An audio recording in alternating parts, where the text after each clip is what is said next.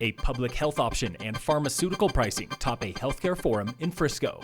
Phil Lindeman, Crystal 93 News. First, a skier died at Winter Park this Tuesday of an apparent medical episode, the 6th inbound skier death of the month in Colorado and 17th overall. Sky High News reports a 58-year-old Westminster man suffered an unknown medical emergency Tuesday afternoon. The man's name has not been released, pending an autopsy. He died on the same run where a 25-year-old was killed after a tree collision in January.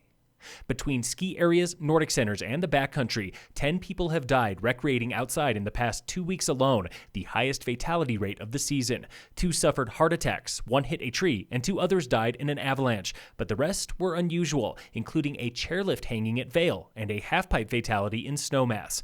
Why so many all at once? Sheriff Jamie Fitzsimons on the Crystal Morning Show today. I just think a lot of it has to do with the influx of people. It's the only variable that continues to increase.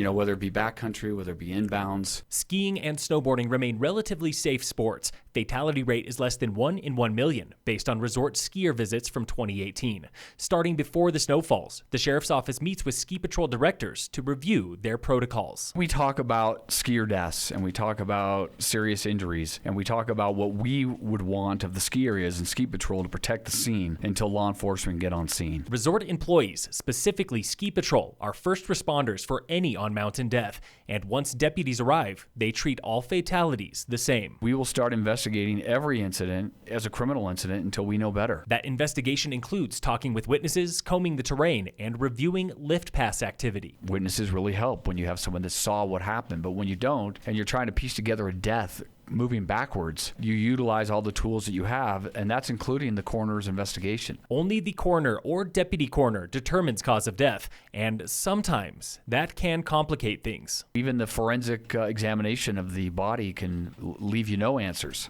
or very little answers, or more questions than answers. Fitzsimons points to a February 7th death at Breck, where a 56-year-old man from Austin was found face down in a creek bed near Echair on Peak 9. Initial reports suggested a drowning until the coroner discovered the man had suffered a heart attack. Cause of death was natural.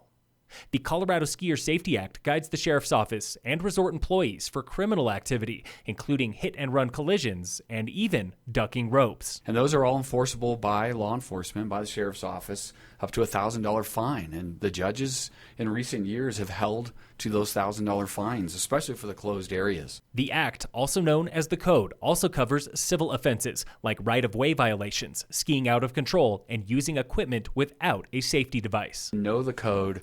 Know the Skier Safety Act, know those provisions that we're going to enforce. And if you're not sure about something, call us. Next Wednesday, local nonprofit Alliance for Skier and Rider Safety holds a free public meeting to answer questions about the code with a Breck attorney, the sheriff, Team Summit, and Keystone executive. That's next Wednesday, 6 p.m. at County Commons in Frisco.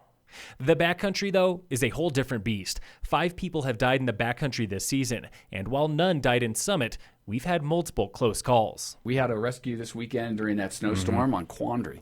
Decided that it was the time and place to go out in the middle of the storm. In early January, a solo snowboarder was seriously injured on Quandary after tumbling 100 feet over a cliff band. Later that month, a snowboarder was injured at Loveland Pass when he lost his footing in a chute and pinballed between rocks. Tomorrow is Pizza and Politics with Peak Health Alliance, the 3rd edition of a lunchtime health forum with local health and insurance experts answering your questions about the state of healthcare in Colorado. Tamara Pogue with Peak Health. We like to joke, but healthcare is complicated. And a lot of times in healthcare, you do one thing and it has an equal and opposite reaction. Peak Health learned that the hard way when its plan to reduce health premiums by 40% hit a roadblock, costing some locals more than before. One of the things that we focus on at Peak is making sure that consumers and employers really understand how this system works and don't just shy away from its complexities. Experts will also discuss a contentious public health option and ways to reduce pharmaceutical costs statewide. That healthcare forum is tomorrow, 11:30 a.m. at the Summit County Senior Center in Frisco. Upwards of 30 CDOT employees work round the clock when snow flies in Summit, clearing local highways and Colorado's mountain artery, I-70. Winter Operations Manager Jamie Yount. The I-70 Mountain Corridor is really like a lifeline for commerce, for commuters, for recreation. New at CDOT this season is a living stipend to keep employees on staff in high-cost areas, just like Summit. Manpower is always an issue with getting new folks hired on, and we have been able to increase our salaries. CDOT also hires seasonal employees for the Mountain Corridor, up to 15 every winter. In sports, all Colorado teams are off today, back tomorrow for the Avalanche and Nuggets. And in local sports, brought to you by Wilderness Sports in Dillon, 2 Summit High wrestlers are at the Pepsi Center today waiting for their state matchups. All other Preps teams are off, back tomorrow for alpine skiing at Loveland. Phil Lindeman, Crystal 93 News.